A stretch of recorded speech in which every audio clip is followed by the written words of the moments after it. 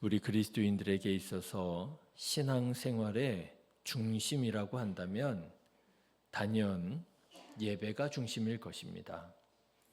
신앙생활을 열심히 하는 사람 치고 예배를 등한히 하는 사람은 없지요. 하나님을 사랑하는 사람, 하나님을 정말 신뢰하는 사람은 무엇보다도 하나님을 예배하는데 최선을 다합니다. 친구 목사님을 만나서 오랜만에 이런저런 얘기를 좀 나누게 되었어요. 그런데 이제 그 목사님 교회의 한 교회 성도에 대한 얘기를 듣게 되었습니다. 그 교인은요, 그렇게 새벽 예배를 열심히 드린다는 거예요. 그 교회는 새벽 예배가 6시에 있다고 합니다. 그 성도님도 새벽 예배를 열심히 지킨다는 거죠. 그런데 새벽 예배가 6시다 보니 출근 시간이 좀 애매해지더라는 거죠. 그런데 이제 그분은 어떻게 신앙생활을 하느냐 하면은요, 6시에 예배 드리러 나올 때 아예 출근 준비를 다 해서 나오신다는 거예요. 그리고 이제 새벽 예배를 마치면 혼자 우리식으로 말하자면 잠옷실 같은 거죠.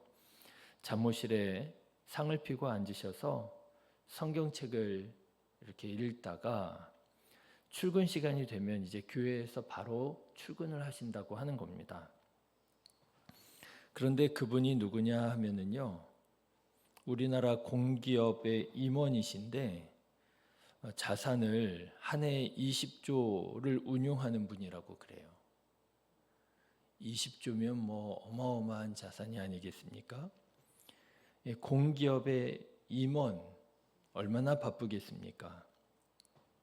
그런데 하나님을 경외하는 그리스도인으로서 예배를 그 신앙의 중심에 두며 살아가다 보니 그렇게 바쁜 중에도 새벽 예배를 사모하고 그래서 새벽 예배에 나와서 예배드리고 그리고 바로 출근을 하는 그런 삶을 살아가더라고 하는 것이죠.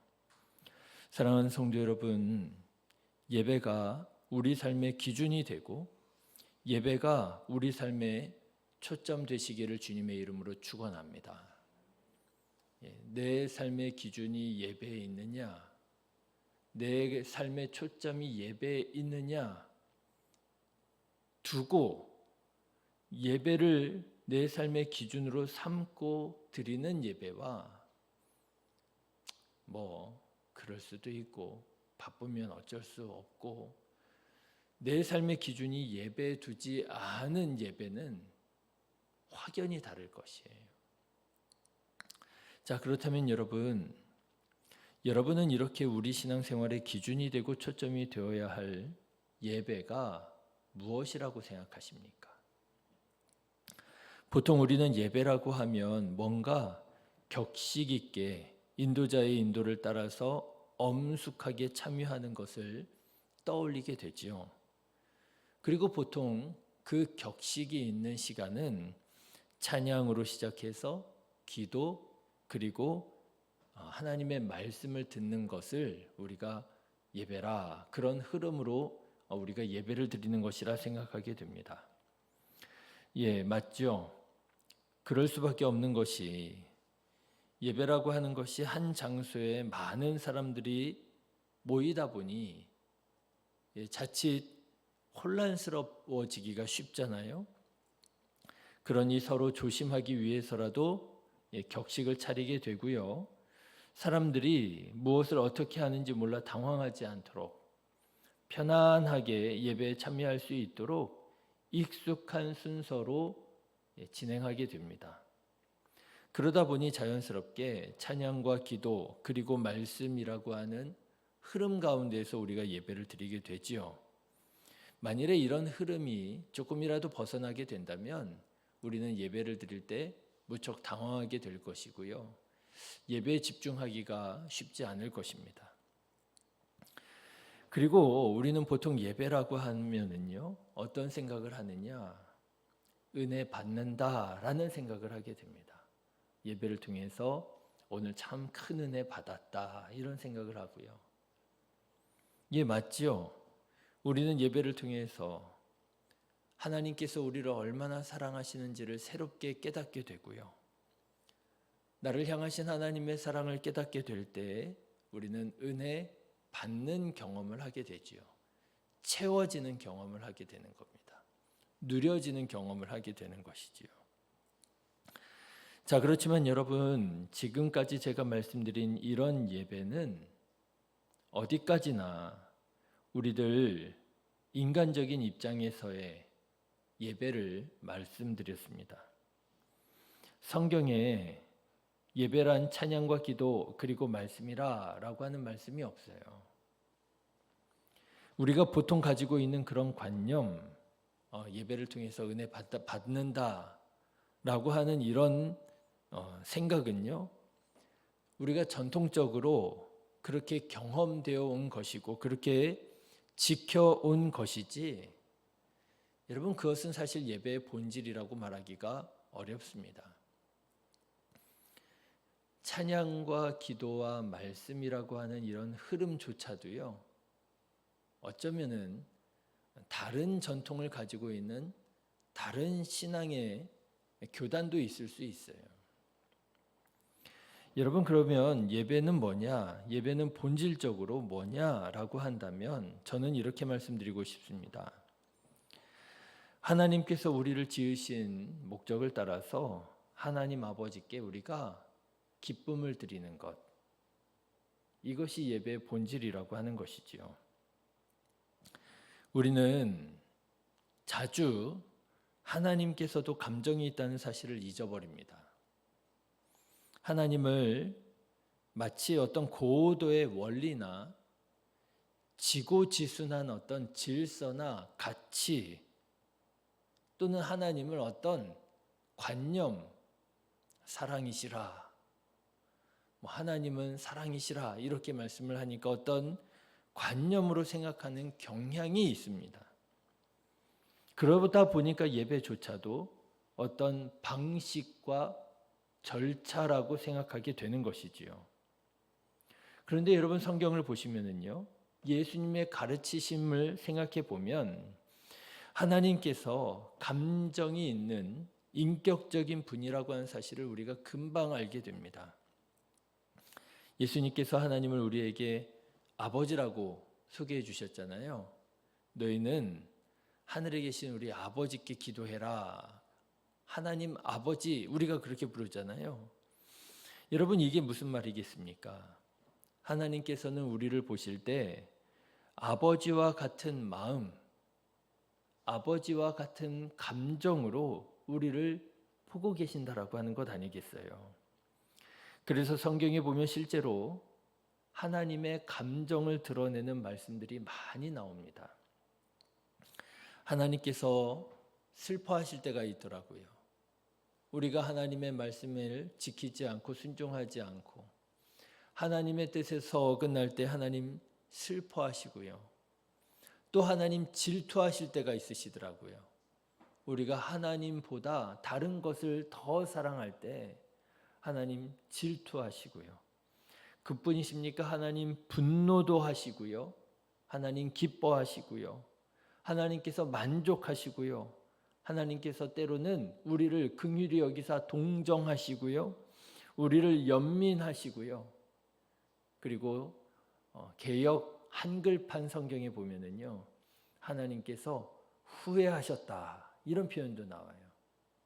하나님 후회하시고요. 하나님의 감정을 우리에게 잘 보여주는 말씀이 있습니다. 스바냐 3장 17절의 말씀인데요. 여러분, 하나님의 감정을 한번 잘 찾아보십시오. 너의 하나님 여호와가 너의 가운데 계시니 그는 구원을 베푸실 전능자이시라. 그가 너로 말미암아 기쁨을 이기지 못하시며 너를 잠잠히 사랑하시며 너로 말미암아 즐거이 부르며 기뻐하시리라. 여러분, 이 한 구절에만도 하나님의 감정이 여러 군데 나오죠. 그가 너로 말미암아 기쁨을 이기지 못하시며, 하나님께서 우리를 얼마나 기뻐하시는지요. 그 기쁨의 감정을 이기지 못하신다는 거예요. 너무 좋아한다는 거예요. 하나님께서 우리를 사랑하시는데요, 잠잠히 사랑하신다는 거예요. 하나님께서 우리를 즐거워하시고요, 즐거워서 우리를 기뻐 부르신다라고 하는 거예요. 여러분, 하나님께서는요, 어떤 지고지순한 선, 절대 불변의 법칙, 원칙, 이런 것이 아닙니다. 하나님은 우리를 자녀 삼으시고 우리를 사랑하시는 하나님 아버지이십니다. 그래서 하나님께서는 우리를 기쁨을 위하여, 그 기쁨을 누리기 위하여 우리를 창조하셨다라고 하는 거예요.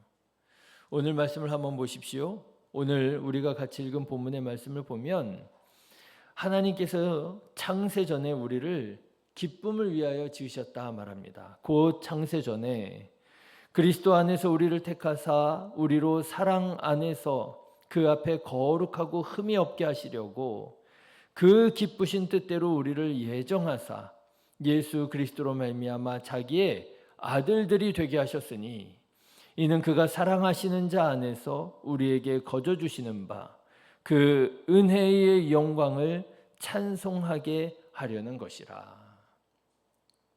사랑하는 성도 여러분, 하나님을 기쁘시게 하는 예배자 되시기를 주님의 이름으로 축원합니다.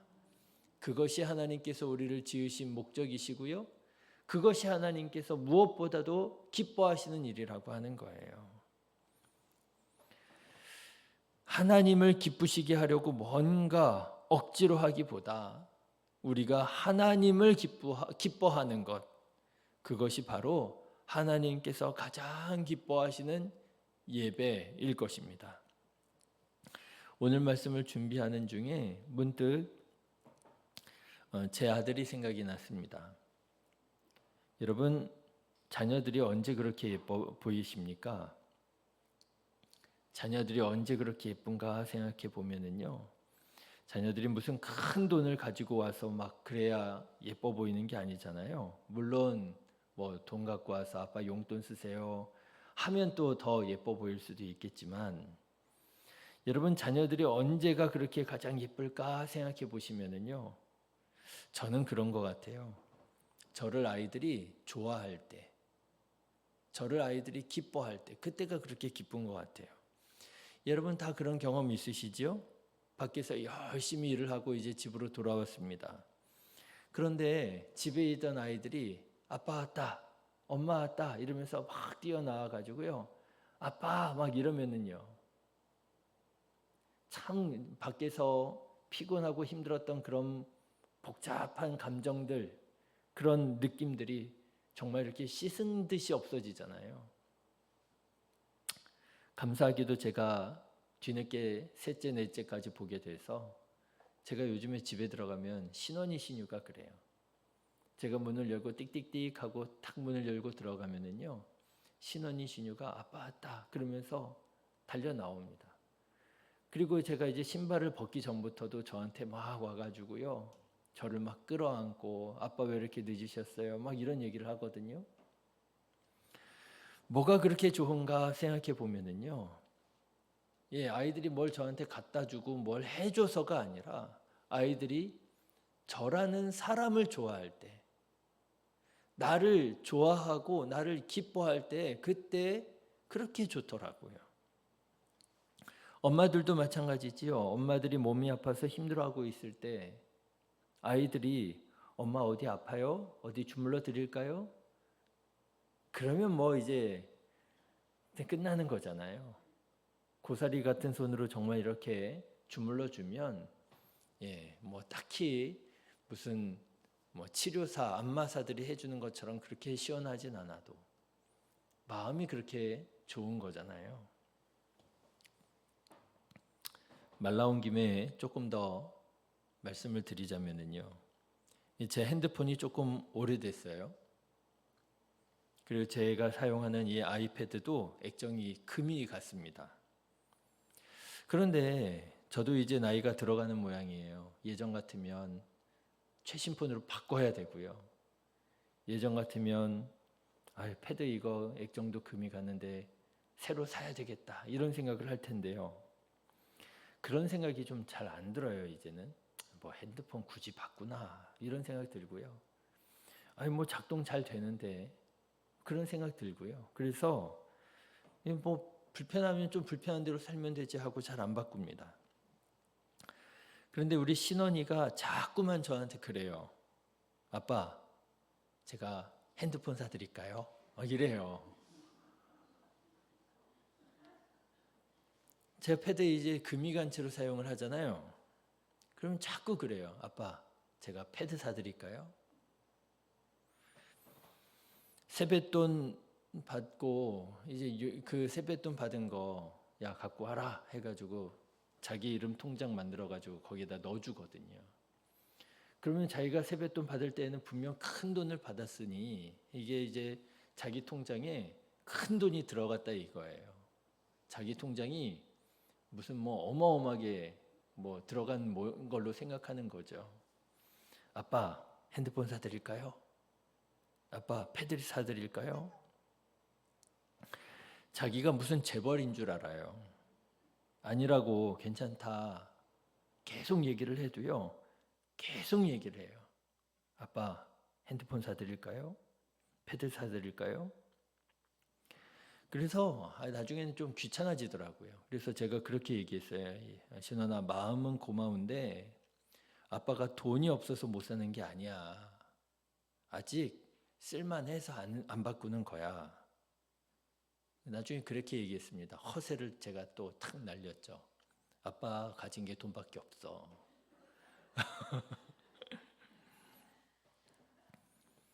그런데요, 솔직히 그 말을 듣는 게 얼마나 좋은지요. 아빠 핸드폰 사드릴까요? 아빠 패드 사드릴까요? 왜 그렇습니까? 조그만한 애들도요, 돈 좋아하더라고요. 그런데 그 조그만한 아이들이요, 그 돈 가지고 나 이거 살 거야, 장난감 살 거야, 나 뭐 사주세요 이러지 않고요. 저한테 뭐 패드 사드릴까요? 핸드폰 사드릴까요? 이게 뭐 하는 겁니까? 이 아이가 저를 좋아하는 거잖아요. 그게 그렇게 좋더라고요. 여러분, 이것이 예배의 본질이라고 하는 거죠. 우리가 하나님 앞에서 어떤 절차와 과정과 방법을 지키는 게 예배가 아니고요. 물론 그런 면이 있습니다. 여러 사람이 모여서 함께 예배를 드리다 보니 우리가 좀 자세도 바르게 할 필요가 있고요. 우리가 옷도 좀 단정하게 입을 필요가 있고요. 우리가 좀 그 흐름에 방해가 되지 않도록 좀 배려를 할 필요도 있지요. 그렇지만 이것은 본질은 아닌 것이지요. 예의라고 할까요? 예배의 본질은 무엇이냐 하면은요, 우리가 하나님 앞에 모여서 뭘 하고가 아니고요, 하나님을 기뻐하는 것. 하나님을 기뻐하시는 것이 예배의 본질이라고 하는 거죠. 하나님을 좋아하는 거예요. 하나님, 패드 사드릴까요? 하나님, 핸드폰 사드릴까요? 하나님이 무슨 핸드폰이 필요하겠습니까? 하나님이 패드가 무슨 필요하시겠습니까? 이미 세상이 다 하나님의 것인데 저야 허세를 떨지요. 나는 가진 게 돈밖에 없어. 괜찮아 하지만 하나님은 허세가 아니시잖아요. 세상 만물을 다 소유하시고 주장하시는 분이시잖아요. 그런데 그 하나님 앞에 내가 하나님을 좋아하고 내가 하나님을 기뻐하는 것을 표현하는 것, 그것이 예배의 본질이라고 하는 것이지요. 다윗이 하나님 앞에 예배를 드립니다. 예루살렘 성을 수도로 삼았습니다. 그리고 하나님의 언약궤를 예루살렘 수도로 옮겨옵니다. 나는 백향목 집에서 사는데 하나님께서는 아직도 저렇게 장막에 계시는 게 못 내 마음이 불편해서 하나님의 언약궤를 예루살렘 성전에다가 옮기려고 하는데 예루살렘 성으로 옮기려고 하는데 한번 실패했잖아요. 미끄러졌잖아요. 하나님의 원하시는 방법대로 하지 않고 내 생각에 좋은 대로 했다가 한번 실패를 했더라는 거 아닙니까? 이제 두 번째 이제 시도입니다. 하나님께서 기뻐하시는 거예요. 다윗이 얼마나 좋았는지요. 언약궤가 예루살렘 성으로 들어오는 그 길 앞에서 춤을 추면서 하나님께 영광을 돌려드리잖아요. 춤을 춥니다. 그런데 그 춤을 추고 있는 모습을 성 안에서 그의 아내 미갈이 이렇게 딱 내려다보고 있는 거예요. 미갈이 누구예요? 이스라엘의 초대왕 사울 왕의 딸 아닙니까? 말하자면 공주였던 거예요. 왕가의 채통 뭐 이런 것들을 어려서부터 배웠겠지요. 이 공주가 공주로 자라서 이제 왕비가 된 이 미갈이 성 안에서 탁 내려다 보니까요, 왕이라고 하는 자기 남편이 백성들 앞에서 막 춤을 추고 있는 거예요. 그래가지고 다윗에게 이렇게 말하잖아요. 사무엘하 6장의 말씀인데요.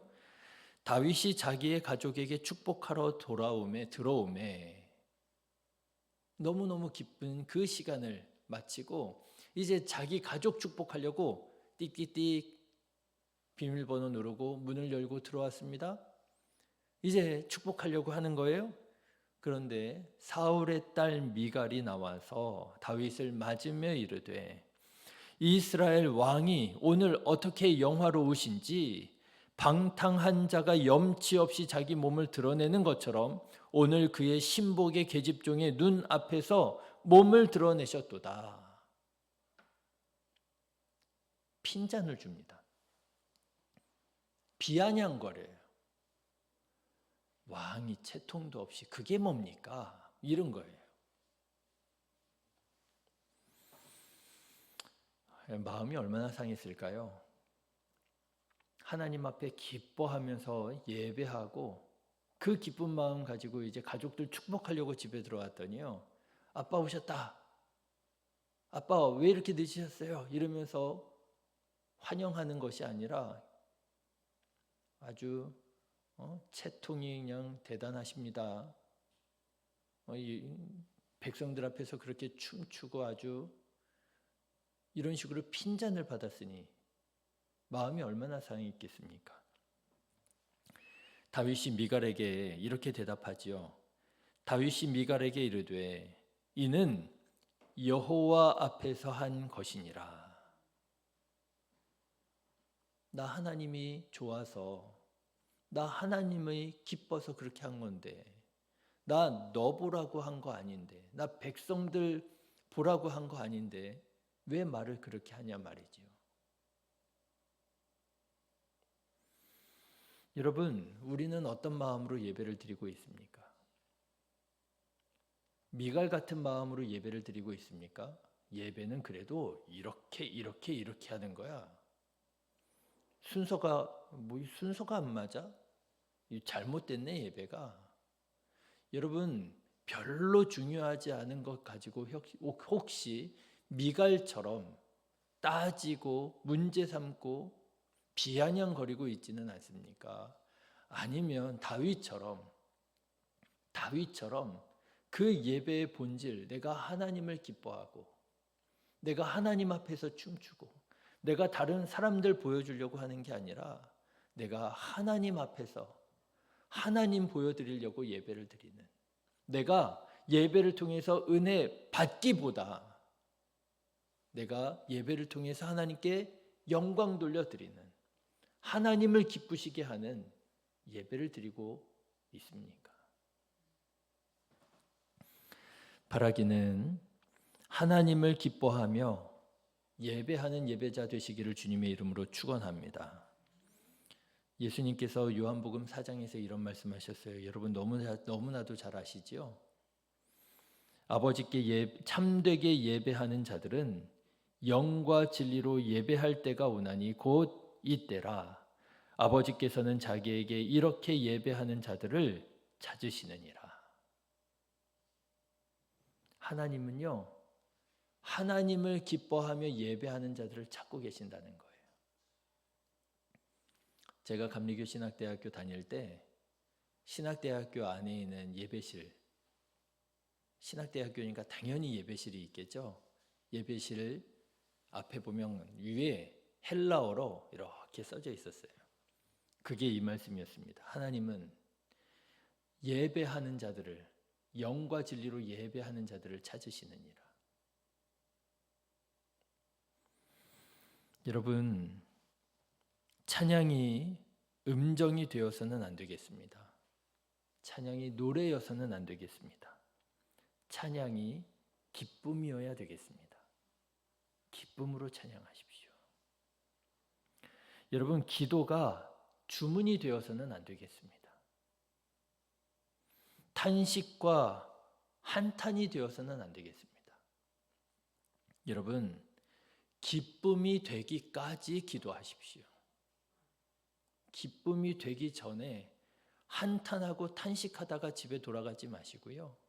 기도하다가 하나님께서 여러분들에게 마음 주시고 여러분들의 믿음을 새롭게 하셔서 여러분들의 목소리로 여러분들의 입술로 감사와 찬양이 되기까지 기도를 하셔야지 기도인 거예요.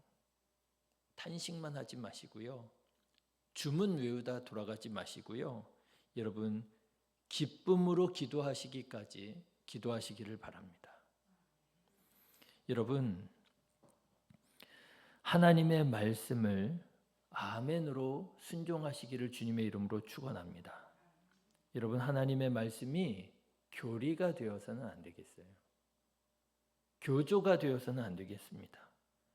기쁨이 되어야 되겠지요. 하나님의 말씀을 읽을 때마다 감사하게 되고, 앞서 말씀드린 그 친구 교회 그 성도님 말씀드렸잖아요. 여러분, 한번 그 신앙을 다시 한번 생각해 보십시오. 새벽 예배를 나오는데 예배 준비를 다 하고 이제 새벽 예배를 나와요. 그리고 새벽 예배를 마치면 이제 바로 출근하기까지 시간이 뜨니까 아예 교회에 머물면서 성경책을 읽어요. 여러분, 그 마음이 어떨까요? 이제 성도님들이 다 시간이 돼서 집으로 돌아가셨는데 혼자 교회에 남아서 책상 펴놓고 출근하기 전까지 성경책을 읽어요. 여러분, 그 마음이 어떨까요?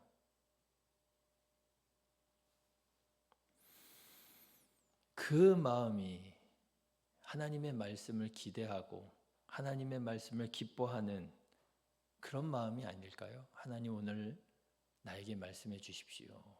오늘도 이 말씀으로 인도해 주십시오. 여러분, 이렇게 하나님을 기뻐하는 예배자 되시기를 주님의 이름으로 축원합니다. 기도하겠습니다. 하나님 아버지,